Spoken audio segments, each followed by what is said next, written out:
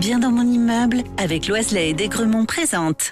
Sud Radio, les incontournables de la copropriété, Thomas Binet. Et comme tous les vendredis soirs, nous sommes avec notre consultant Philippe Loiselet, patron de Loiselet et Desgremont, qui nous parle des sujets liés à la copropriété. Et plus précisément, aujourd'hui, on évoque un sujet qui entraîne parfois de longues discussions, les fameux compteurs d'eau. Pour commencer, Philippe, la pose des compteurs d'eau individuels est-elle obligatoire d'ailleurs dans une copropriété ? La réglementation sur le sujet a beaucoup évolué au cours des dernières années. Depuis la loi de transition énergétique de 2015, la pose de compteurs individuels pour mesurer la consommation d'eau chaude est obligatoire pour les immeubles équipés d'une installation de chauffage ou d'eau chaude collective.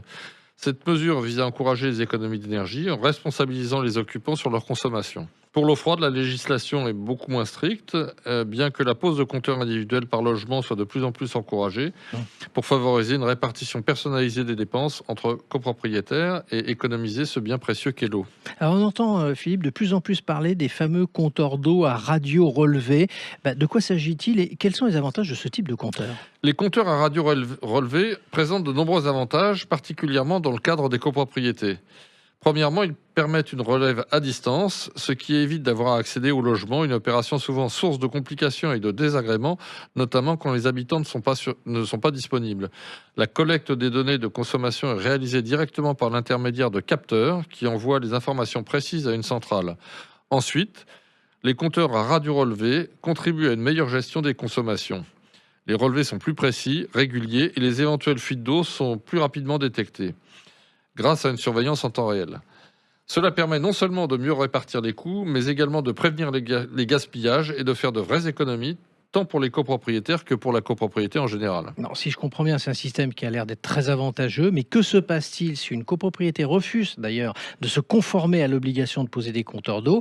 Y a-t-il des sanctions ou des possibilités de dérogation ? Eh bien, le législateur a prévu des sanctions en cas de non-respect de cette réglementation. Par exemple, une copropriété qui ne se conforme pas à l'obligation de comptage individuel de l'eau chaude s'expose à des amendes, même si à ce jour, on n'en a pas encore vu beaucoup. Ces sanctions visent principalement à encourager les copropriétaires à s'aligner sur les objectifs de réduction de consommation énergétique et de meilleure répartition des coûts. Cependant, il existe certaines dérogations possibles, par exemple si l'installation de compteurs individuels dans les immeubles est techniquement impossible ou si elle engendre des coûts démesurés par rapport aux économies attendues. Une copropriété peut être dispensée dans ce cas-là. Cette dérogation doit toutefois être justifiée et validée par une étude de faisabilité et être votée en assemblée générale. En termes de gestion pratique, Philippe, des compteurs, pensez-vous qu'il vaut mieux faire des relevés soi-même ou faire appel à une entreprise spécialisée ? Bien, faire les relevés soi-même peut sembler une option économique, mais elle présente plusieurs inconvénients, surtout dans une copropriété. D'abord, c'est une tâche qui demande du temps et une organisation rigoureuse, car il faut s'assurer que chaque relevé est fait de manière précise et à intervalles réguliers.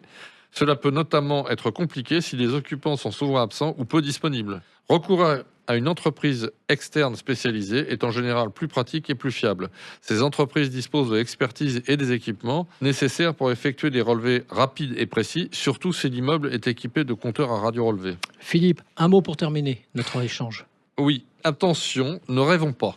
Bon. Même si la pose de compteurs fait en général baisser la consommation globale, cela ne signifie pas que tout le monde va moins consommer. Le principe est d'affecter à chacun sa consommation réelle. Il est donc plus que probable qu'après la pose des compteurs, si certains vont payer moins, ceux qui consomment plus vont payer plus. Il s'agit de comptage et pas de magie. Absolument, Philippe. Et on vous retrouve vendredi prochain pour un autre numéro d'Oser Investir, les incontournables de la copropriété. Et pour ce qui me concerne, je vous donne rendez-vous dimanche dès 9h30 dans la matinale week-end.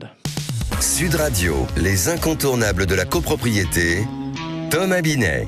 Avec Loiselet et Desgremont, bien dans mon immeuble.